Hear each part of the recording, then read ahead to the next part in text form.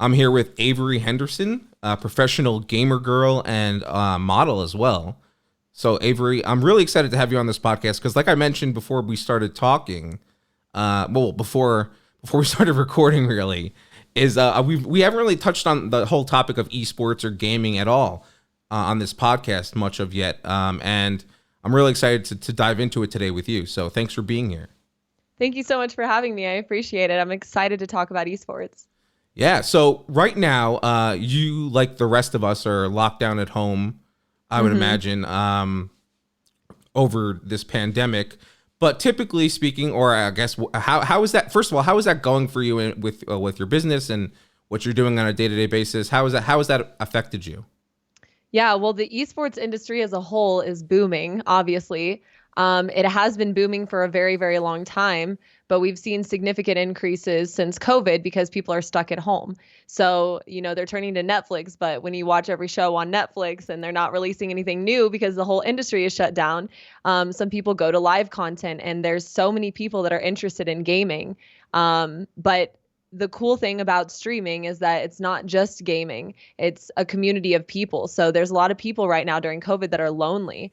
They're stuck at home, they don't have anything to do. And now they have this community online of real people that they can connect with. And for that reason alone, I think the live streaming career path and community as a whole is going to shoot through the roof. And it already has. I 100% agree with you on that. I've seen the same thing. I mean, one of the platforms that I know you're on and that I know I'm on as well, and that I've seen firsthand just start exploding over the past several months has been Discord. It's a huge community, and basically independent people or companies can make their own communities and invite people who like what they do, their product, their service, whatever, or just their content to join and be part of something and have, because like I was talking to my wife literally yesterday about this, right? Like it's a wonder that we have this now, because I couldn't imagine during like 100 years ago when the pandemic, when the Spanish flu pandemic came by and there was no internet, for this period of time, like being alone and kind of being by yourself, it's got to be tough. So yeah, I think that these communities, especially in the esports space, have been proven vital, just for people just kind of finding that human interaction. Human connection. Yeah, that human connection, exactly. So super important. Yeah, it definitely is. So I wanna talk about streaming. I want to talk about different platforms, and we'll get to all that, I'm sure. But before we do that, let's kind of talk a little bit about you and your background. How did you get into streaming in the first place? Well, my friend actually told me that he wanted to stream, and I was like, dang, you can do that like as a career? What? So I, in support of him, was like, you know what? I'll just be there for you. I'll play games with you. And I ended up being in the background of his camera, and people would, nag him all the time, like, tell her to stream, tell her to stream. So I finally was like, should I? And I bought the worst camera, the worst microphone. The quality was awful. I was terrible at the game. And somehow, because of the community that I created, it blew up. And I started upgrading my gear, my mic, upgrading my background. I love the really, neon really light. Working hard at creating that family aspect in my stream. And I think that people just really loved that. And so I just kept going, and here I am. I really like that. I think one of the important things, I think, when it comes to building community is making sure you understand, or the people it's not just, it's, being yourself, right, is one thing, but then the people who come to watch you and be part of that community, you kind of have to understand what they're looking for, and make sure you, especially if you're going to make a business out of it and you're going to try and make a livelihood from it, you have to understand their needs and what they're looking for, so you can fill those needs with, your content, right? And I think that's great. One of the things I wanted to talk about, and I think what we might as well, because you mentioned it. You bought the crappiest webcam and mic, and like, so if someone were to say, Avori, I want to start streaming tomorrow, I want to really give it a go. What would your initial advice be? Where should they be investing their money right away, and what things can wait to I think for later on? my initial reaction would be dependent upon if I know them well or not. I think obviously everyone should go after their dreams. There's not a reason that you should ever feel like you can't do something. However, it requires a very, very particular, specific type of person to be able to stream. And the reason that I say that is because it is the most mentally taxing job you could take on. I mean, you are in front of a camera, live, responding to people. It's not YouTube. You don't make the video ahead of time. You don't cut it. You don't edit it. You are on all the time. Your reactions to things, people are there to judge. They're there to see who you are, see what you do. And so it can be a very mentally taxing job because of that. And on top of that, people on the internet are not nice all the time. That's true. And there are people with intentions of just only trying to get a reaction out of you and making you upset. And so if your passion lies with gaming, then maybe streaming isn't for you. If your passion lies with connecting with other people, being a role model and setting an example for what you believe in, then streaming is for you. And if you're determined to do that, then you can go for it and do anything. I really think that that's actually like some of the best advice I've heard in terms of streaming. I really like how you separated, you could like gaming, but not be a great streamer because you don't have that personality. There's almost you have to have a specific kind of personality and mindset to do it in order to kind of succeed at it. Because like you said, people are going to come at you and you're live. You can't edit this video. Your reaction to losing or to winning or to having something bad happen while you're streaming is out there for the world to see. Yeah. Exactly. How do you deal with that? It depends on the situation. I mean, obviously there have been times where people have come in and said things when I'm having a bad day and, I'll make a snarky remark back. And then I have to, after I end my stream, I have to like reflect on myself and be like, you know what? It's not worth it. Don't even play into it. And it really is that mental game all the time. I mean, you have a bad day, but all of these people need you and they need you to make them happy. And so it's just so much give. As a streamer, you're just constantly trying to make other people happy. And the day that you realize that that will never happen, no matter how you try, is the day you will have this huge breakthrough because you can do anything and everything to make everyone happy and people still won't be happy. But as long as you're trying and, you put your best effort forward, that's all you can do. And people will respect you for that. The real ones will respect you for that. Right. So. Right.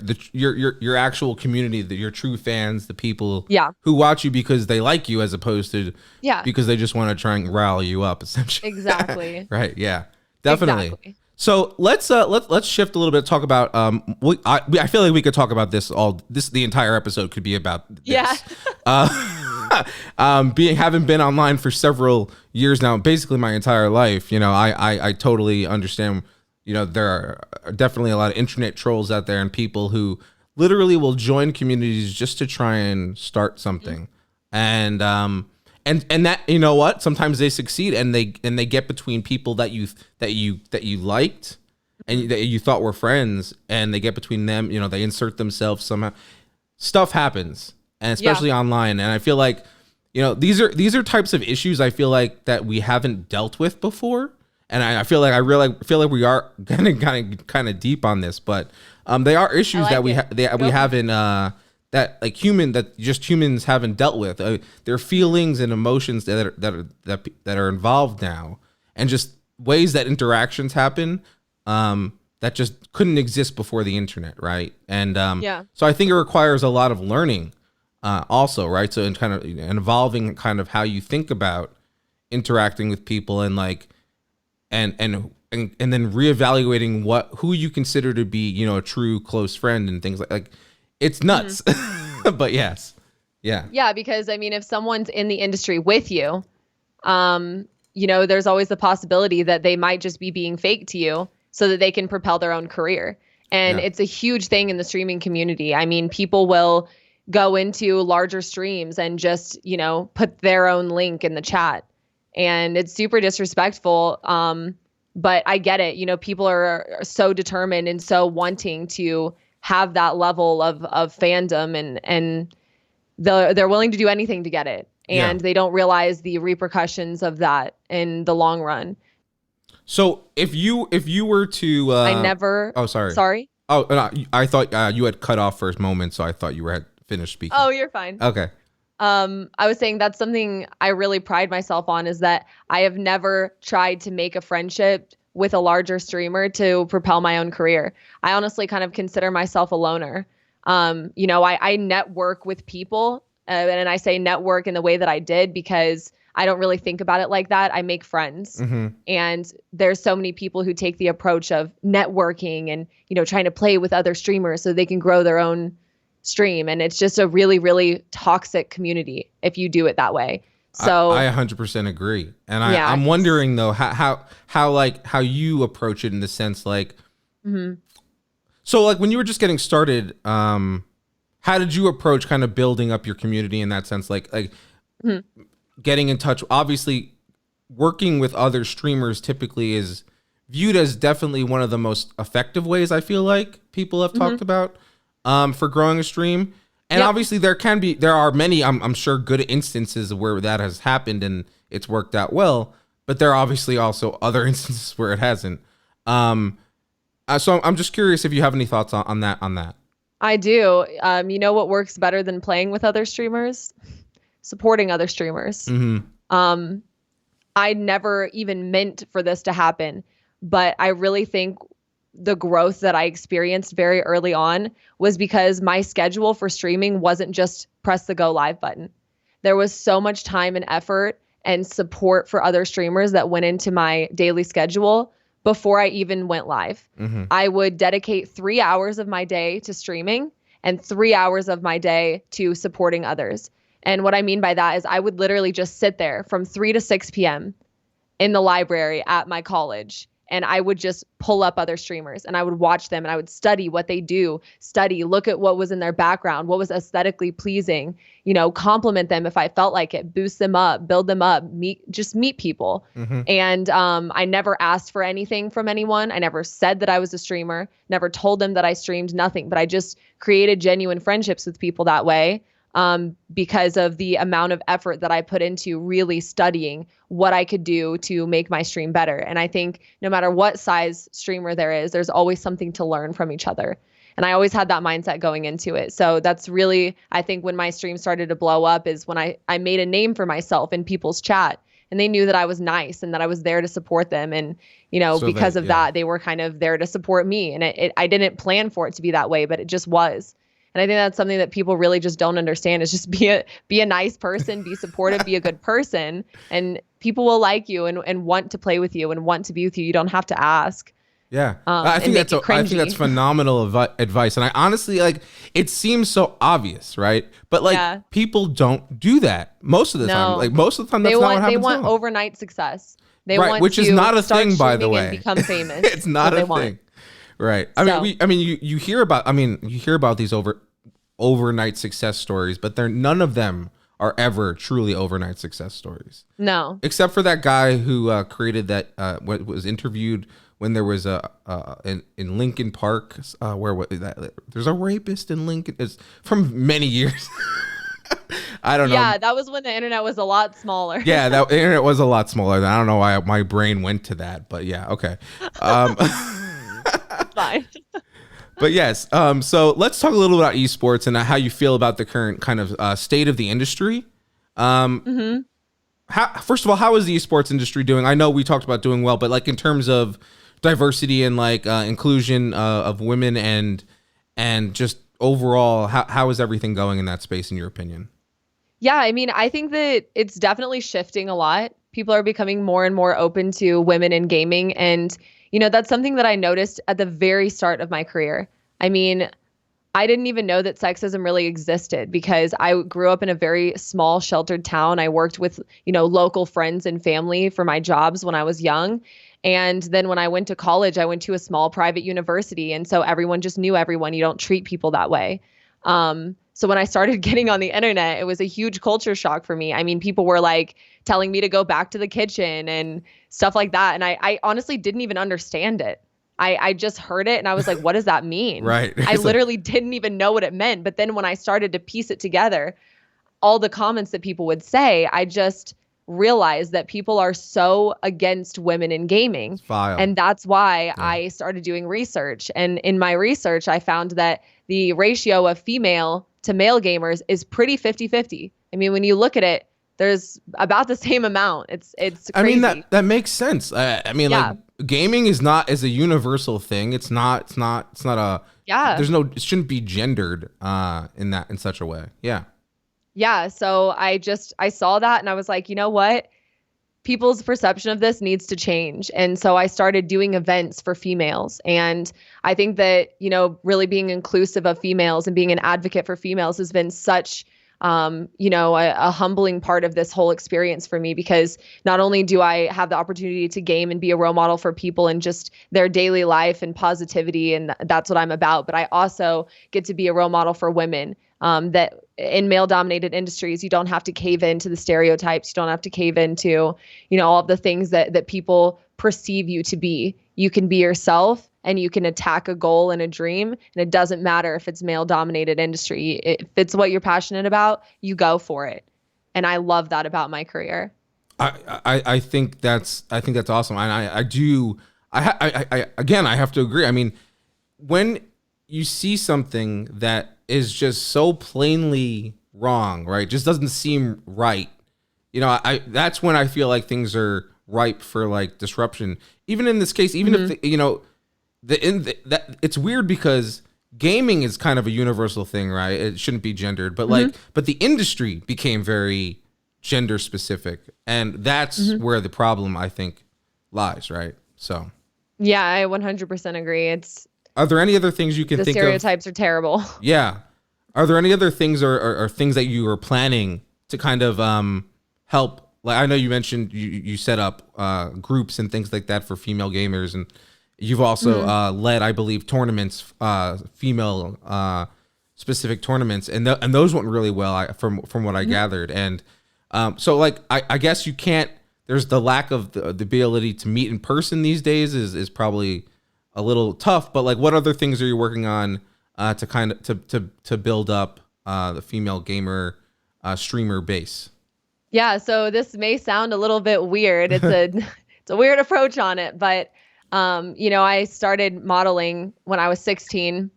Been super, super interested in the fashion industry for a very long time. I love fashion. I love style. And as a streamer, I started to notice that, sitting here when people only see me from like here up, it's kind of hard to express yourself and your style in that way. So I did create a clothing line. It's a full look clothing line, like head to toe. But at the same time, I really created it with the idea in mind to empower women. So there's business clothes in there. There's lounge clothes in there. There's just everything. And it's so funny because I never told my best friend what I, based my clothing line around, the idea of empowering women. And I had her come over and I was like, hey, can you just come try these on and see how you feel and like if you like it. And she literally put on one blazer that I had and like a pair of pants, and she was like, I feel like a badass. I was like, yes, that is what I wanted. So mission accomplished. It made me feel really proud about that, because I want women to feel like a badass. I want them to feel like they can go take on the freaking world.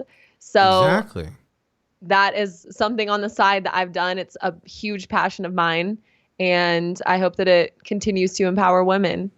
I think that's super important, and obviously, like, clothing is important because it expresses how you feel. It's it can make a statement also, and I think that having clothing that you feel comfortable in, especially if you're streaming on camera, and I don't think enough people realize what it's like to be on camera for a long period of time. It's a little off-putting. Like, you feel like every move you make is like, I'm just doing this right now if you're watching the video podcast. But like every move you make is under scrutiny, and just you just even in your own head, I feel like sometimes you have to like, all right, what am I doing this? I'm on camera. I have to remember that, like, type of thing. Yeah. So, yeah, it's definitely taxing to know that there is constant eyes on you. And on top of that, whenever you get into the game and forget that people are watching you, someone comes in chat, like a troll, and says, you look like an alien or something. Yeah. And you're like, dang it, people are watching me. And it doesn't matter if I sit here and I look perfect. Someone's going to come in and make fun of me. Yeah, and They're going to make you fun could of look like whatever's in front of anything. them. Yeah, Your exactly. eyes, your nose, your lips, your hair, anything that they see. If they're unhappy with their own life and they want to make you feel bad, they will say something about some attribute of you to make you feel bad. But the sooner you realize that, the better off you'll be. Definitely. And I've had a lot of luck A, ignoring such comments, or B, just kind of having fun back with it and kind of disarming the situation a little bit. Mm-hmm. And if it continues, then obviously at that point, you can use your community tools to remove that person from the stream. Exactly. But yeah, like, that's definitely. Speaking of streaming, though, let's talk a little bit about streaming platforms, because I believe right now you've been using Facebook Gaming quite a bit, right? Yeah. Yeah. So, like, first of all, how do you like Facebook Gaming versus, let's say, Twitch or something? And how should the streamer be thinking about, platforms in terms of if they were to switch? Because there have been other streamers who have made, like Ninja switch from Twitch to, what was it? Yeah, Big Sur. And then I think he's back on Twitch now, though. But you get, so these things happen. Like, how are these things being evaluated, and how should people evaluate the platforms? Let me just crunch some numbers here for you. As of 2019, Twitch had 15 million active users.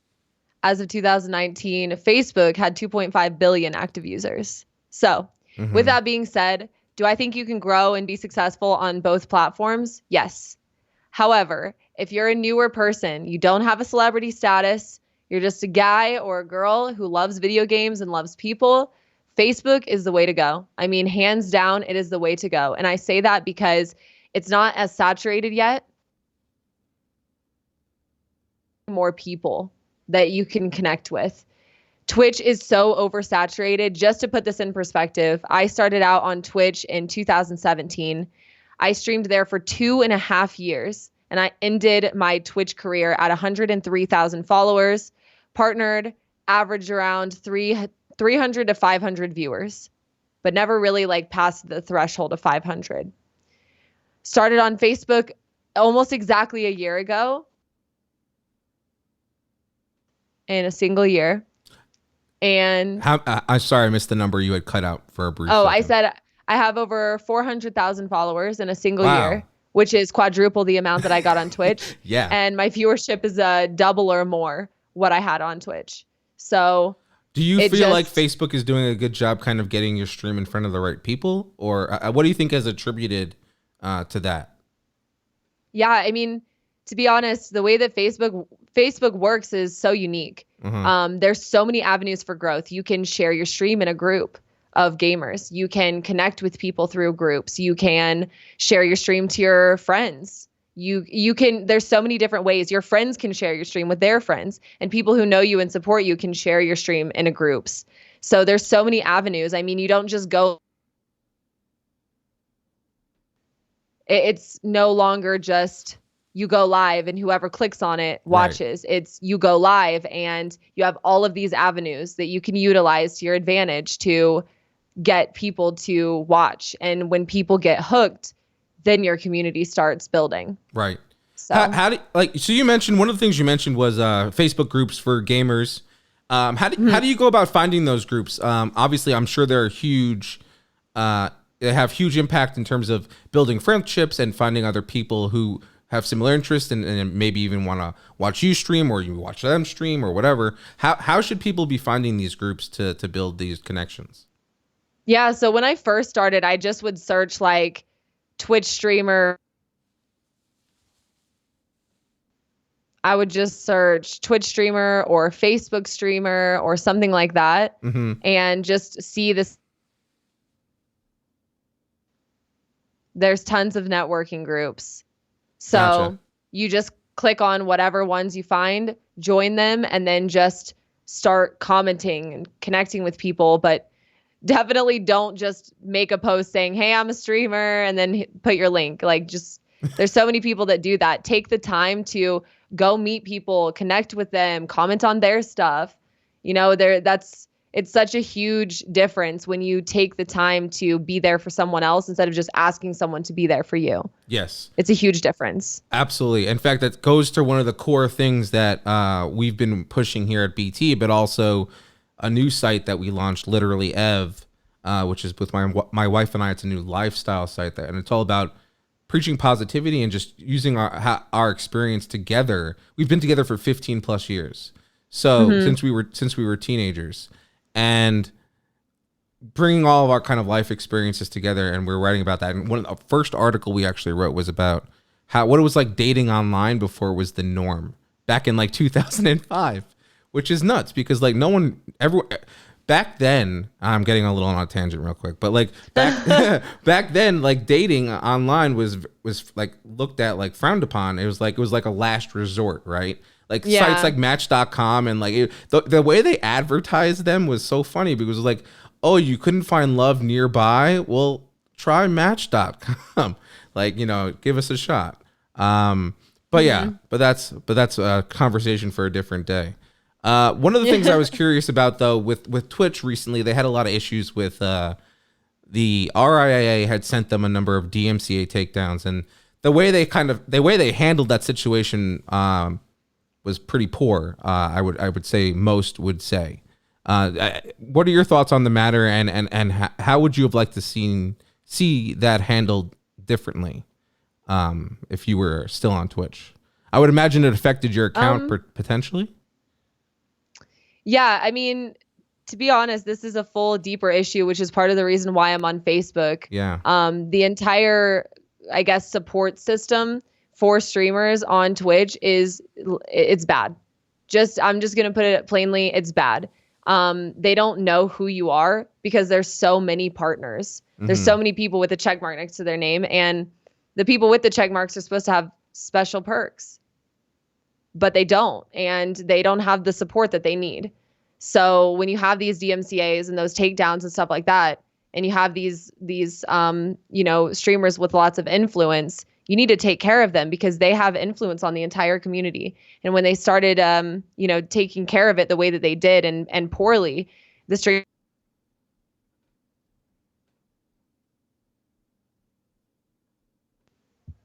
I'm sorry, you cut out. I saw you froze, so I just stopped talking. Oh yeah, okay, go ahead. Okay, yeah, I said the streamers got upset and they let their communities know. And those large streamers have a lot of influence on the community. So one thing that I'd love to see Twitch do is really take care of their partners. Really, really like make the partner program very exclusive, higher the viewership average for partnership, and really, really take care of those people with very large influence. And also something that they've really, really failed to do is to create an avenue for growth for people just starting. I mean, their whole system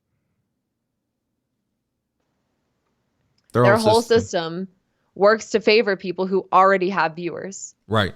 Yeah, absolutely. So I've noticed the same thing. There's no avenue of growth for new people, as well as there's really no special care taken for people who have a huge impact on the community. And that is part of the reason why I left, because Facebook takes care of me. They really do. They check in with me all the time. And they ask me what I like about their program, what I would change, and they implement those things for me. It's the coolest thing to be a part of, someone who really values that you're there. So. Definitely. And that's, you know what, I think what happened with Twitch, and this is just my opinion here, but it seems like they got a little complacent and rested a little bit too much on their laurels. And they made the platform, great for early kind of adopters, and then they kind of rode that for a while, and now they're like, oh, we actually have a community of people that use our service, and they can go elsewhere now because there's other options out there. And now we're in deep yeah, deep. Exactly. Yeah, so yeah. I want to talk a little bit more about social media platforms. I know we discussed Discord earlier and building communities. Do you have a favorite platform that you like to use? Not for streaming, but for, talking to your community and communicating with them?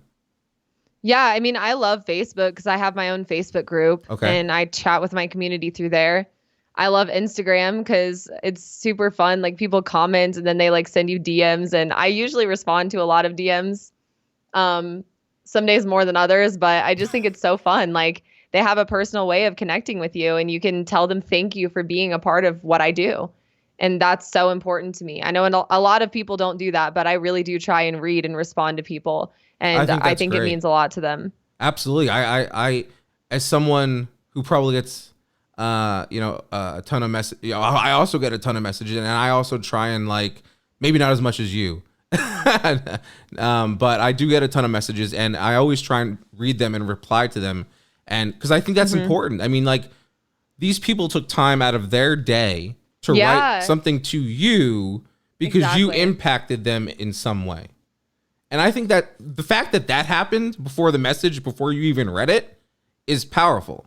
And that it is. And that's something that you should pay attention to, because if you want to really do this for a long time, you have to. Yeah, you need to make connections with people. And I don't mean connections. I mean heart to heart connections with people. I don't think a lot of streamers realize the impact that they have on people, even as someone who has 2 viewers. I mean, you never know how you could change or help someone's day. So it doesn't really matter where you start. We all started at 0. I remember going live and getting off stream and crying because I wanted it so bad and no one was watching me. I had those days just like everyone else.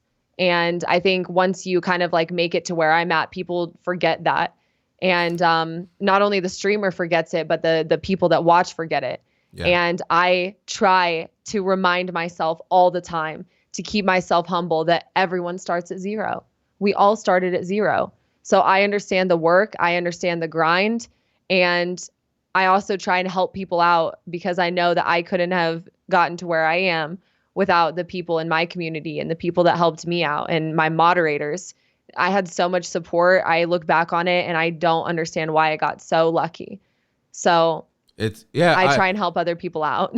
I love that. I think that's amazing. And I'm always a fan of paying it forward myself. And so I really buy into what you're saying. And I think that's 100% true. The world needs more good people to do that, right? Like if you can be a good person and do all the right things, but if you don't kind of pay it forward, really, that you're not passing it on. You're not passing the torch. Because if you pass the torch, everyone were doing that, right? If you pass the torch, maybe the next person will pass the torch. Exactly. So I'm on board with that. Positivity, spread it, spread the message. Of course. Yeah. So I want to talk more about content and your creation, how you create it. Because obviously people see you on live stream and they may see you pop in, a photo on Instagram or a post on Facebook or Discord or whatever. But there's so much more to it than that. What goes on behind the scenes? Like, how much time are you spending brainstorming this content that you're creating? How much time are you actually spending editing and things like that? What does that look like? So something that really shocks people when they ask this question is, in order to create content, you have to consume it. Mm-hmm. And so what better job to have than to sit there and watch YouTube videos, man? I mean, I'm telling you, I'll sit there and I will just study content. And that's what I was saying earlier as well, as I would sit there and study streams. Yes. And study what people did. And so I study content. I watch YouTube videos. I try and watch TikToks, keep up with the trends, and I have a notebook. And in that notebook, I write down the ideas that come to me. And I'm so lucky I have a support system of people and friends that help me execute those things. I mean, we do reenactments in game. We do, just funny moments and stuff like that. And I edit that stuff or send it off to an editor if I don't have time. But there's so much more that happens outside of stream than in. I mean, inside of stream is the most relaxing part. Mm-hmm. You press live and you play. Right. Outside of stream, it's a chaotic mess and people don't understand. Yeah. It's so much work. In fact, I have dropped everything else in my life. Everything. It's just me and my stream. Mm-hmm. And I have been grinding at it for 3 years now to no avail. And I still am not where I want to be with it because it's that much work. It takes a lot of time. Yeah, absolutely. It does. I feel that having built web businesses and relaunching now Best Techie again, and rebuilding a lot of that. I totally feel that, and Yeah. it is a grind. It's definitely a marathon. It is. Not a sprint. Not a It is sprint. not a sprint. But one of the things you said that really resonated with me was how you spend a lot of time consuming content, and I was thinking about that, and also how you study streams, and I was thinking about it, and I was thinking of Sam Walton, the guy who started Walmart. And I read that he had spent more time in Kmart than he did in his own stores because he wanted to see what the competition was up to so he could do it better. And so I totally buy into that. And I think that oftentimes, myself included, I have lost track of the fact that consuming other people's content is super helpful, especially if you're a content creator. Yes. It inspires you. It makes you think about ways of doing things in a new way. It does so many things. It gives you ideas that you can build upon. Maybe they touch on something in a video that wasn't the main focus, but you're like, oh crap, I have something I could say about that. Like, there's so many opportunities if the more content you consume. So I 100% agree with you on that. And I've been doing that a lot lately myself, and it's been helpful. Yeah, and I think another thing that's just like random but huge advice I think is so important is to know your goal before you put the content out. Is your goal to make people laugh? Is your goal to make people whatever? And with TikTok specifically, I just started it not too long ago. But I had the goal in mind that I wanted people to be able to click on each video and be entertained by it. I found this other person's channel and I was like, every single video they had so much effort put into it, and it was all entertaining. It was just all like I either laughed or I like related with it or something. And so when you have that goal in mind of like there's a purpose behind every piece of content I'm releasing, and that purpose is so important. So for anyone who wants to start creating content, whether it be streaming, TikTok, YouTube, anything, just know what your purpose is before you even create it. And when you have that mindset while you're creating, you'll create something so much better and so much more impactful. Love it. I love it. That's great advice. I think we're on the last question that I want to do for today before we get to the lightning round. And it also has to do with content. We were talking about, you said you keep a journal of ideas. Do you have any kind of content calendar that you work with, or like how are you planning out like a month in advance, or how far out in advance do you plan? How do you think these things through? Yeah, I mean, typically I try so hard to have everything set in advance, but this industry does not allow you to do that. I mean, it really doesn't. I will have something planned to do Monday morning, and then my agent or my publicist will call and they'll be like, Monday morning, do you want to do this? And I'm like, yes.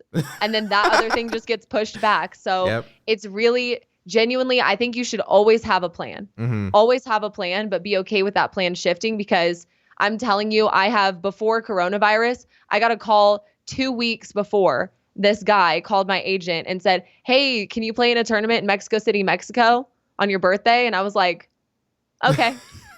And I just did it. And everything that I had planned that week, I couldn't do. But you know what? I was doing something better. Right. So you just, and then, the plans that I had for that week, those trends died out on TikTok or whatever. Those trends died out. So I had to restudy. And all of the time that I had put, all of the effort I had put into studying trends and studying things that I wanted to do was useless, because if I don't execute it now, it doesn't work. It is constantly changing. Yeah, that's partly, like the negative drawback of it. But in the end, you did something else that was just, as great or if not better. And so I think, being able to be flexible, that's something I'm working on personally.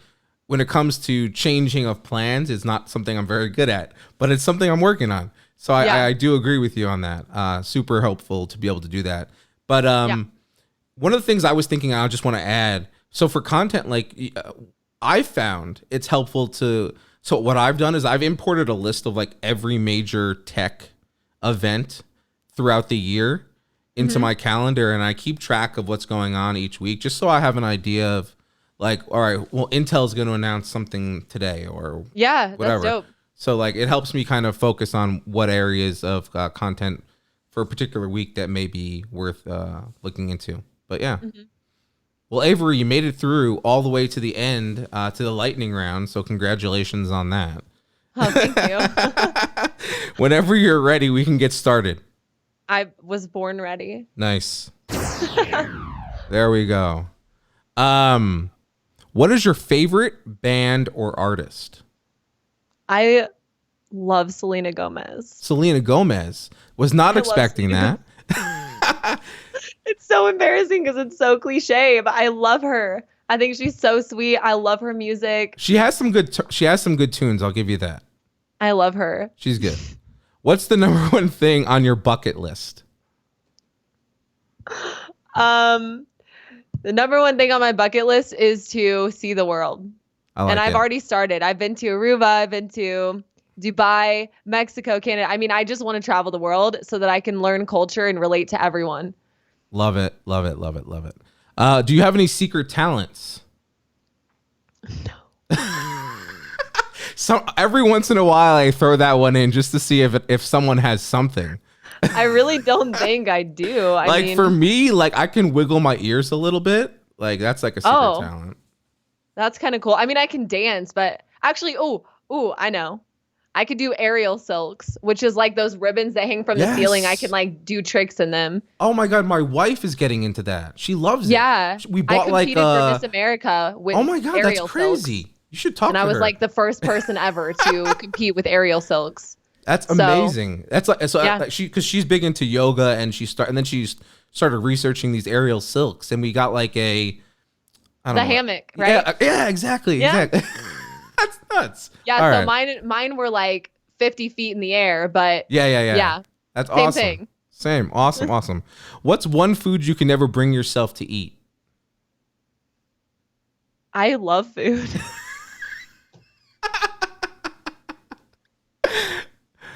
We can go with that. That's a good answer. You're making me laugh so hard. That's a good answer.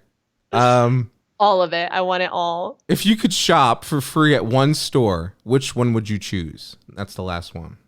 Something that has PC parts. Yeah. Maybe Micro Center. Micro Center. That's a good one. For me, I'd pick the Apple Store, but that's just. Ooh, I love Apple products, but you're a gamer. I'm a gamer through and through. Got to get those PC parts. Exactly. I think Micro Center is a good choice for that then. Yeah. Well, Avery, I've really enjoyed having you on this episode. We talked about a lot of different things related to esports and gaming and building communities. I feel like I don't even know what I'm going to title this episode based on everything we talked about. Good luck. Thanks. But it's been really great having you on, and I'd love to have you back sometime. But in the meantime, if anyone who's listening wants to get in touch with you, what's the best way for them to connect? You can just join my Discord. It's simple, discord.gg/Avery. Nice. Awesome. Any parting words or any wisdom that you want to impart? Yeah, I mean, if you're looking into being a streamer and you know that that's what you want to do and you want to create a community, freaking go for it. Doesn't matter if you are gay, straight, trans, a woman, a man, white, black, Latino, it does not matter. Freaking go for it, and I believe in you. Amen to that, sister. Love it. Yeah. Well, Avery, I look forward to keeping in touch, and I hope you have a great rest of your day. Yeah, thank you so much. I appreciate you.